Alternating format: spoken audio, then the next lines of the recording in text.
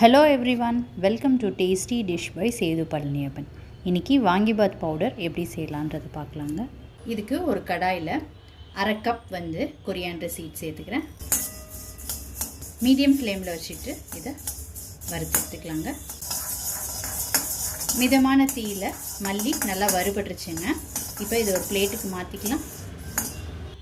அடுத்து 1/4 கப்பு கடலைப்பருப்பு கருக விட்டுறாமல் வறுத்து எடுத்துக்கோங்க. பிளேட்டுக்கு மாற்றிக்கலாம்.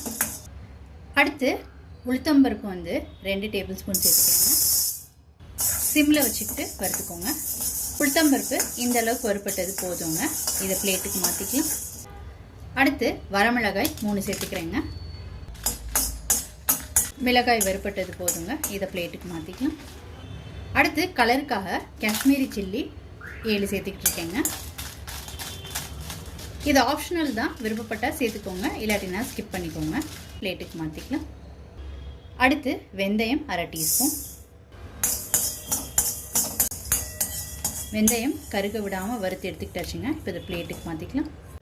அடுத்து கரம் மசாலா பொருட்கள்லாம் சேர்த்துக்கலாங்க.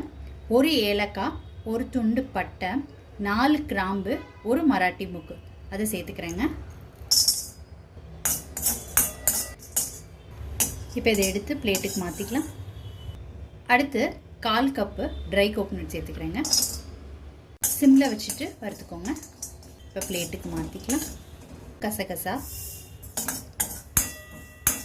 ஃபைனலாக இதில் ஒரு கொத்து கருவேப்பிலை சிம்மில் வச்சுக்கிட்டு நல்லா கிறிஸ்பாக வறுத்து எடுத்துக்கிட்டாச்சுங்க. இப்போ இது ஒரு பிளேட்டுக்கு மாற்றிக்கலாம்.